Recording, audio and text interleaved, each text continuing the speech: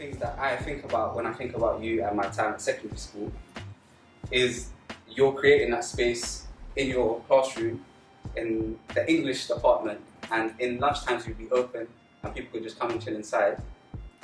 Did you know when you were doing that you were providing this safe space, this enclave for people like myself and Jacob and Ezra to come? Yeah, definitely. I think I did it because it was needed. It's difficult because I know as a kid, I had this when I was a child as well, but also for you guys, it's difficult because you have to prove yourselves all the time. And actually, if you're not around that, you don't have to do that. So even when I was at all of the schools I've been at, bar this one maybe, because obviously I'm not a teacher, I'm not a classroom teacher, I'm higher up now and I've got things, and I have classroom even. But you just know that the kids that stay need to stay. If they had something else to do, they'd go, wouldn't they? Secondly, I love kids, I just love being around kids. They're just funny, they're inquisitive, they're curious, they've always got something new to teach you as well. My sense of humour as well kind of, leans towards that way anyway. I see myself in a lot of my students as well. I know why. I mean, I was a student from school. I was at naughty kid at school as well, and I had a lot of things going on. And I know I never had anybody that I could really go to. I think in my A-level years that I had a teacher called Dr. Yasmin Ahmed. She was amazing, and she was amazing.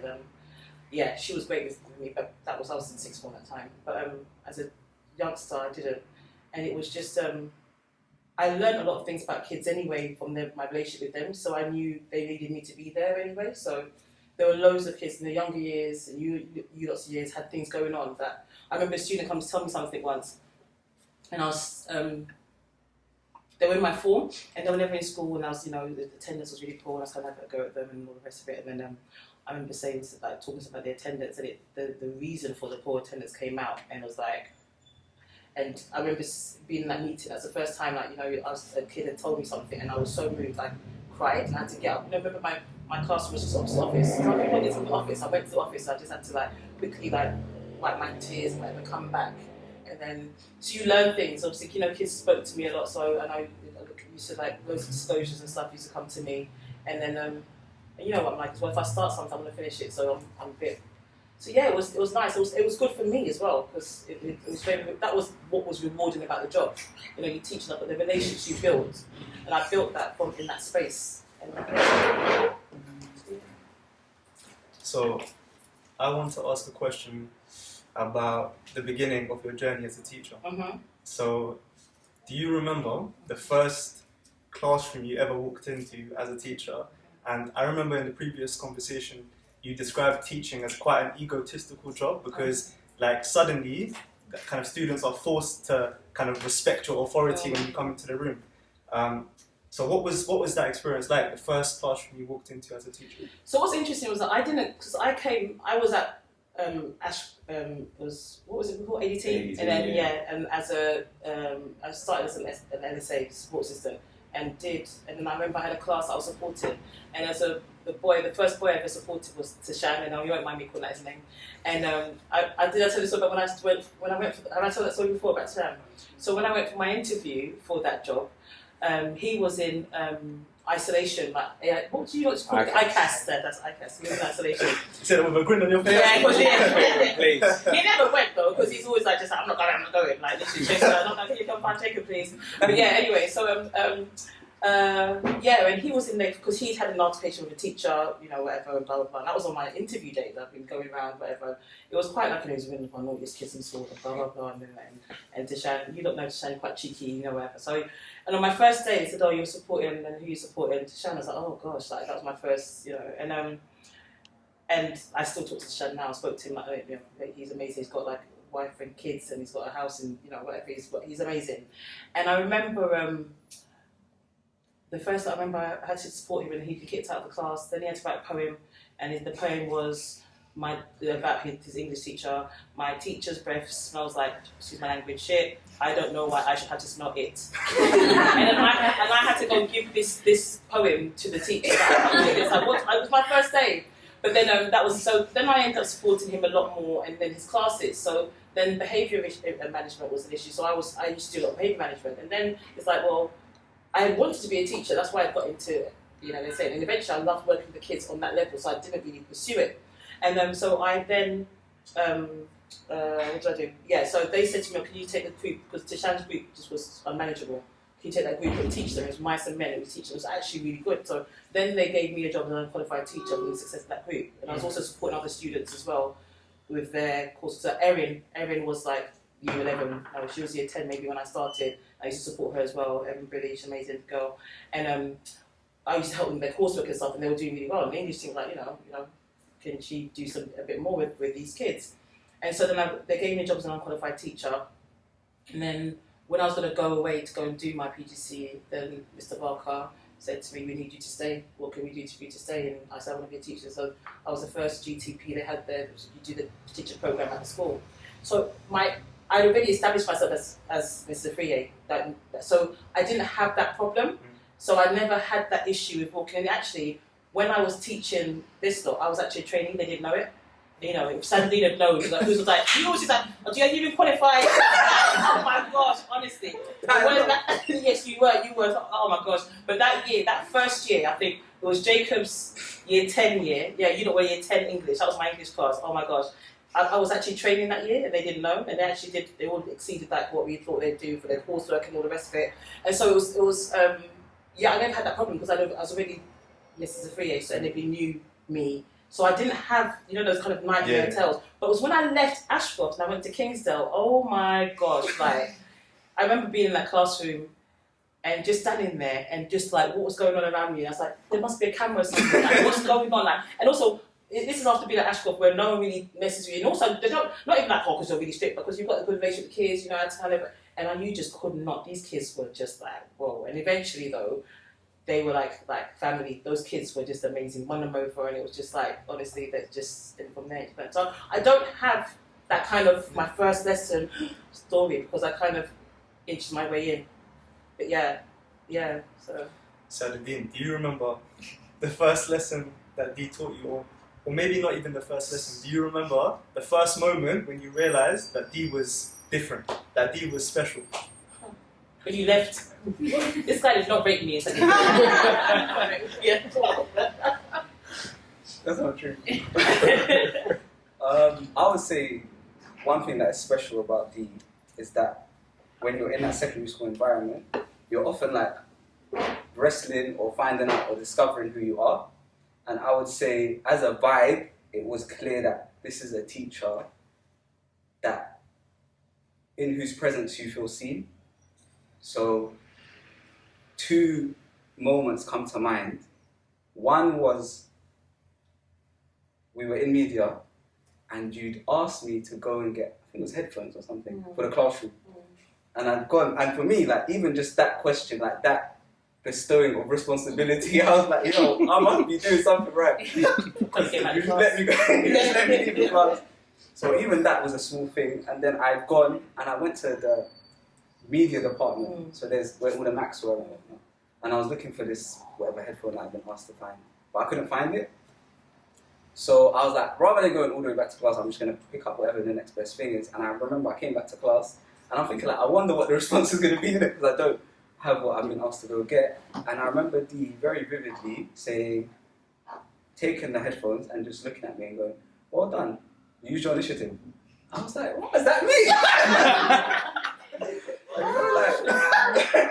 Oh God. And I'm sure at the time for Dee that was just an offhand comment in it, but I think it's a testament to when you're in secondary school and you're building this idea of yourself, when you feel seen and whatever a person says about you, especially if it's positive or even if it's negative, you kind of grab onto it with both hands.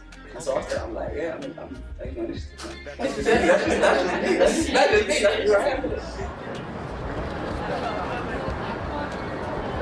I think sense of humour has actually been my biggest thing, because I think it's funny because even at Peckham, there were loads of times where kids would get kicked out and sent to my class for something.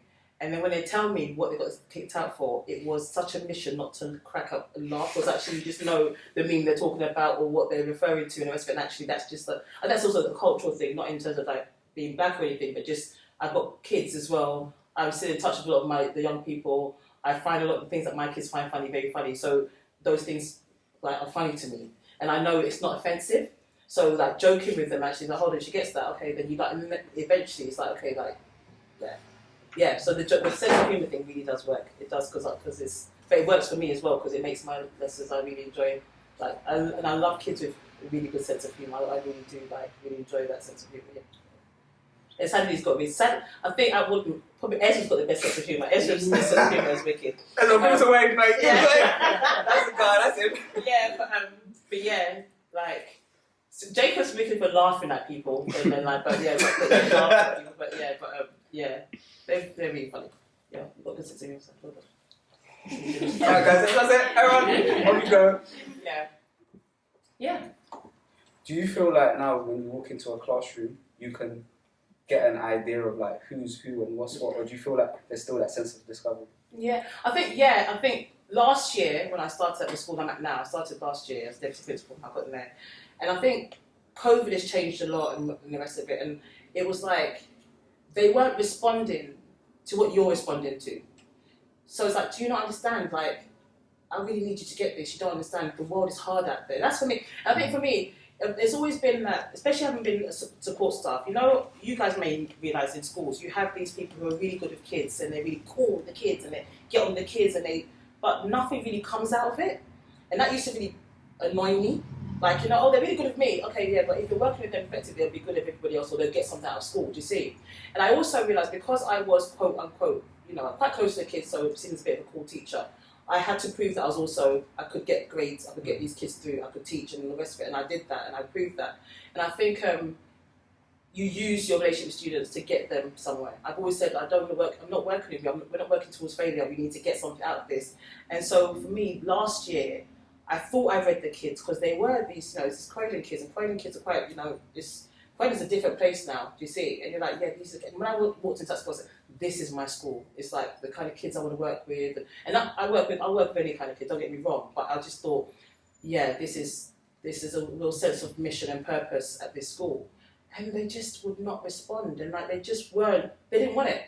And I totally misjudged it, and I actually got really upset about it. We took it really personally as well, took it so personally.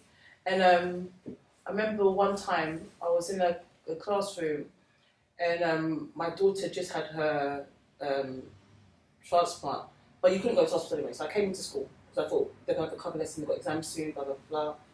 And I came in, one of my colleagues, amazing, Shrika, she came in and she's amazing. She did, and I work with some really amazing people who really support me. And she came into the class just to support me, and the kids were really misbehaving. She's like, do you not understand, this is here? And you know, I was like, you don't get it. I've spoken to them on a level, done whatever. And one of them was really rude and kind of, and I got really teary because obviously it was an emotional day as well. And he was just like, and he knew, because they all knew about the transport, because also I used to have my phone on and say, I have to charge my phone. If something comes, I've got to call. So they were like, whenever my phone's ringing, shh, not them. Like, miss, is it them? No, it's not them. Oh, they were really cool like that. So when they found out, a lot of them were like, oh my gosh, you know, it's great. And then this one kid just like, oh, look at you, just mad emotional teacher, man, look at you, man, I'm not staying here. And walked out, I just thought, why would you be so cruel? I've never experienced kids being that cruel. And it really affected me, because I thought, I can't get these kids. But then it's so funny because when they left, one time I was doing duty at the bus stop and that same kid came up to me and from behind, came hugging me from behind, miss that you, yeah. And I've always said to people, like, you know, trainees, don't take anything kids do personally, because kids can be quite, they can be really cool, don't get me wrong. But also they forget about it after a while. And actually, for him, it was just a reaction at the time. It wasn't really about me, it was a reaction to me telling him off and the rest of it. And actually, I've got a lot of time for this kid as well. And but last year was the first time I walked into a classroom, I'd worked with a group of kids and thought, I haven't quite got it. And then by the end of it though, we got it. What I did was I got a few of them, like about a core 10 of them, and we kind of just knuckled down, and they all passed. They were those that passed. There was a button set. It was, you know, I think low expectations, or, you know, and all the rest of it. They didn't think they were going to pass English. They weren't bothered, you know, that kind of thing. And then actually, the ones that did stay all passed, which was like an amazing testament. And it was like, yeah, that was good. So yeah. So Lee, in our previous conversation, you mentioned that when you were, I don't know how old you were, but you went to Ghana for a period of time as a student. So I wanted to, we didn't really talk about that in the previous conversation, so I wanted that, tell me more about your time in Ghana and like how was the D that went there different from the D that left there, and yeah. Oh, okay.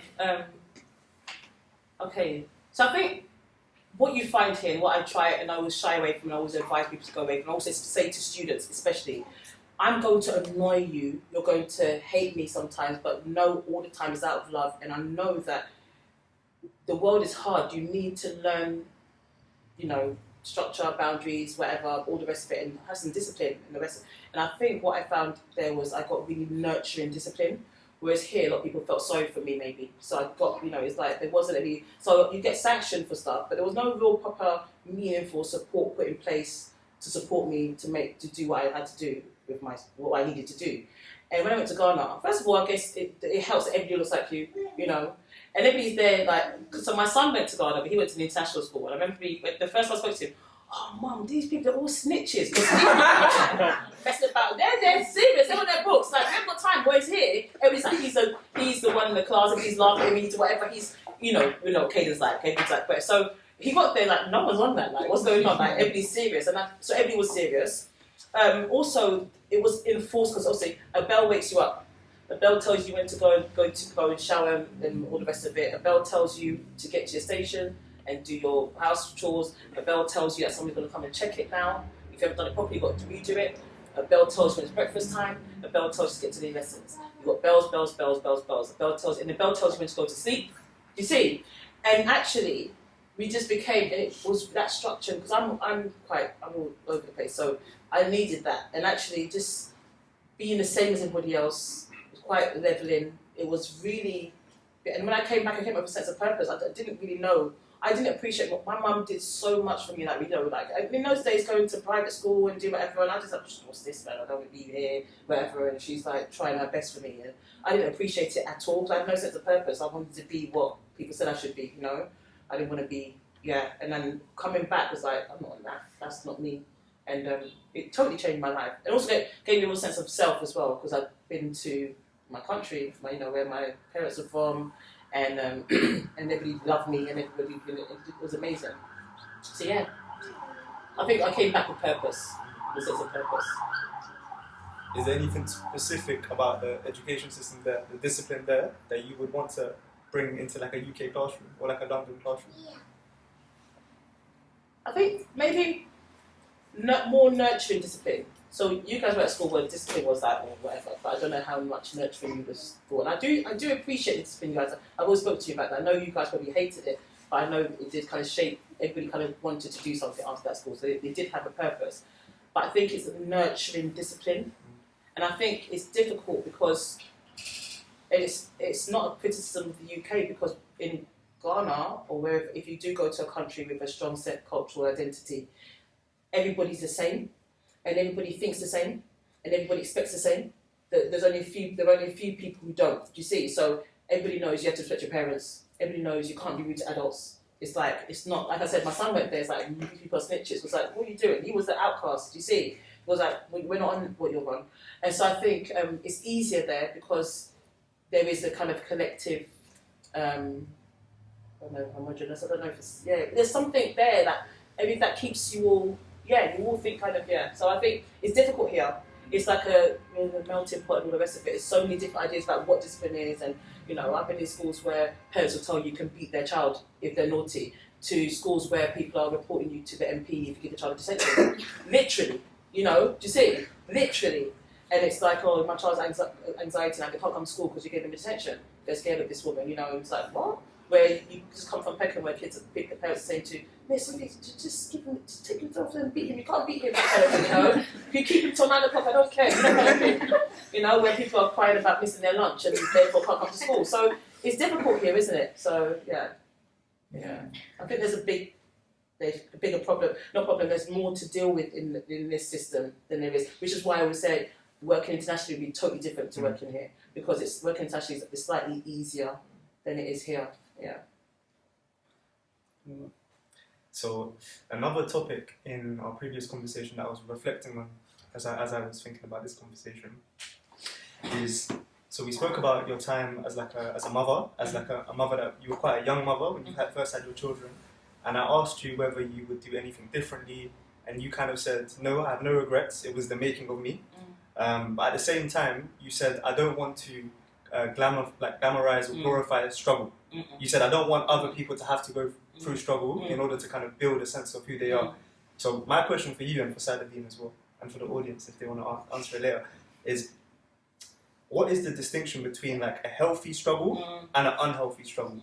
Because I think everyone here would agree that you need to struggle in order to grow. That it's an integral part of growth. But what is the difference between healthy and unhealthy struggle? I think any struggle that you can come out of is actually healthy. I think if you're able to kind of come out of it, it can be a health. It's weird, isn't it? Because there's certain things that no, there's not great, but I guess the end result kind of tells you where determines the impact of that struggle. I guess obviously that's supposed to be what I'm saying. But I think what I really meant was that there was this almost like. So yeah, it wasn't making of me, and actually there's so many things. I'm always preaching resilience with kids, and actually there's a challenge. And now we've got a situation where you find this difficult. Okay, I'm not going to do that. Then this is difficult. And right now, all the time, kid, I can't get in this time, so we make you come in at 9 a.m. Now you're coming at 10, and it's like there's so much. Everybody's removing challenges. So in that case, no, I think something challenging, overcome it. I think my issue was there was this kind of glorifying of I'm this and I'm that, and so nobody was aspiring to anything else. You see, that was my issue. So it's like we're not saying that there's anything wrong with you having struggled, but this aspiration to struggle was the problem for me. Do you see? And actually, we were preaching that to a certain demographic of children. Do you see that? And it wasn't just black children, white working class children being preached, aspire to struggle, and that was my problem. So it's like almost like we're not getting out of the hood kind of thing, that kind of mentality. Nothing wrong being born in the hood, but we all know that what happens, so why would you not want to try and either improve the hood or move out of the hood? Do you see? It doesn't make any sense. And that's my biggest issue. In terms for me, it worked for me because I had a lot of support and I had a certain mindset. There are other people who would have, I was married with 3 kids by the age of 24, and that's not easy. That wasn't easy. It was easier for me. I don't even know how I did it at the time. I realised it was difficult. Now I realise it was difficult. At the time, it wasn't. And I was married. I had my mum was helpful. I had friends. I had family, and the rest of it support me. A lot of people wouldn't have that. And in this day and age, childcare is expensive. That was the time of Gordon Brown. We were living. It's okay. Yeah. So it was like it was easy to kind of I was supported at that time. I would not therefore say to everyone, go and do it. You can get through it, because some people can't get through it, and that's the thing. So I think we shouldn't.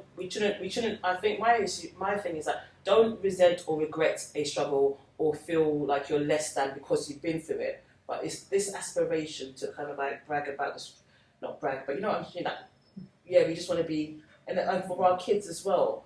Their identity is all about that. Now, actually, they don't even see it as struggle. They see it as actually aspirational. They don't see these are things your parents trying to get away from. And actually, that's what you want to be. Kids, middle class kids pretending to be gangbangers. Like, why?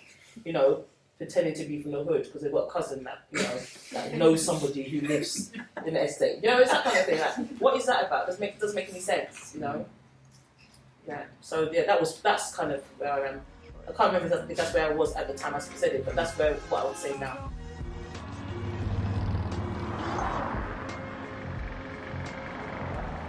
So let me ask you a similar question you asked Dee. I know for you, your history teacher was quite formative. So tell me about what was it about that teacher that informed who you are now, and what was the difference between Suleiman before you met her and after? Where do I begin? That story you shared about being given the responsibility of going to the music room and just Dee giving you that sense of you're special, do you know what I mean? You're different from the other classmates. Very different. So, I feel like whenever you kind of feed a young student's ego a little bit, it kind of it feels good in the moment. So there are a few examples that come to mind. One of them was, I remember being in social exclusion. I was there for a while. And there were a lot of people And all my teachers basically kind of forgot about me. Do you know what I mean? Like, so like nobody came and gave me any pieces of work. I was just there on my ones, just like reflecting on life, philosophizing, like what's my purpose, all of that. But my history teacher, on the other hand, she like went out of her way to like give me all of the lesson plans and the PowerPoint slides, and she printed it out for me. She told me this and that. So yeah, that was an example of her kind of investing in me. And then the second example is this random occasion at the end of a lesson when she kind of spoke to me and said, this is gonna sound like Denzel Washington, but I'm not trying to be like Denzel, but she basically said, I have a vision of you. I have a vision of you speaking to thousands of people. I promise she said that. I'm not kidding. Why did you say that like that to me? And that's like the number one thing you can say to a young guy. So yeah, I remember her saying that, and like, I think it's all relative as well. Do you know what I mean? If you're treated one way by one teacher and like a very different way from a different teacher, it kind of stands out. It stands out to you. So. And did her giving you that work there almost make you feel indebted to her to kind of do well in history, didn't it? 100%. I remember I had one piece of homework where I actually did the homework, and I did it in pencil. Then I finished it and I was really proud of it, and then I remembered that she probably would have wanted me to do it in pen. So I went over the pencil with a pen. So I did it homework twice. So that's a sign that she had me on ropes, basically. Yeah. You mentioned some of the turning points that you've gone through. So you mentioned your daughters having an operation. I know also that you taught students that have been murdered while you were a teacher, and you also mentioned obviously you have kids. So how do you navigate that world of like being a mother but also being a teacher, and how have you found that's changed over the years? It's always been my mother when it comes to my teaching. So Jake still calls me mum. Because Jake is one of them that can't call me D. You were so happy when you finally stopped being a student, could call me D. Like, he was so excited. Like, I've got so many kids that call me mum, whatever. And I do bring my mother head. It always is a thing that informs everything that I do with kids. Like, what would I feel like if this was my child sits in front of me? And to be fair, funny enough, from a young age, all I wanted to be was a mother. I remember one time when my friend Jolene said to me, I was young, and she's like, because I obviously, like I said, my mum was widowed, so we brought up in a single parent household, and it was great. And sometimes you go to people's houses, and you know that when dad gets home, it's a bit, the atmosphere changes, doesn't it? You just sometimes in some people's houses, back in the day especially, and I remember being like, oh gosh, I never really married, because I used to just love being in the. My mum never made us really want for anything in that respect, and she never remarried or anything. And I remember saying to my friend Jolene, but she said, but you don't have to marry Jay, it's a sin to have children out of wedlock. So what? And I couldn't, I can't tell you, I think I was in maybe late primary school, early secondary school. I can't tell you how devastated I was. That I'd have to get married to have children. I want to have like 10, 20 children like, at that time. And I remember when I did go back to Ghana with Kezia, and they were like, oh my gosh, you said it. You said you'd be married with kids by the age of 21, and you've done it. And at the time when I got to 19, I wasn't thinking like that, but it happened anyway. But everything I do is about being a mother. Like, literally, like, it's my number one thing. Like, literally, like, it is. That's what I think. And so it has. And recently, whether that the teacher, because I was saying to Sadie that our relationships with my students, it's come out. It's great. It's worked out well. I had nothing negative or nefarious to come out of it. But my closest now you can't be that close to students now. I've got loads. I've got a wall of pictures of all of this and all of my students from way back that I've got in my office, and everybody comes like, oh my gosh, like, this is amazing. And you can't even do that now. There's certain videos and stuff from like when I was at Peckham. The videos Peckham. I've got pictures or whatever. Those. Everybody loves those Peckham videos, don't they? You can't do that now because you can't. And understandably, and rightfully so. So it's changed now. So even now in this school that I'm at now, like last year, and I'm happy to, I'll just whatever, like, it's like, oh, she's too this. Some kids are like, why is she so friendly with some students? They look at me like, what's going on there? And I've had to kind of, sometimes as a teacher, you will have to kind of explain why you've got that relationship. But I can't, it's my default. It's always my default. My club, my office, got some of these trainers in there. Basically, do this, whatever, you know, whatever. It's like, yeah, exactly. Like that. Motorbike helmet, you know, literally, like it's one of those, like, you know, they come relationship issues, this, that, you know. Recently I had to help a student share some really difficult news with their parent. They came, said, "Would you do that with me?" You know, that kind of thing. And it informs everything I do. It always has, and it always will. And the minute I can't do that, then I'll just stop doing the job.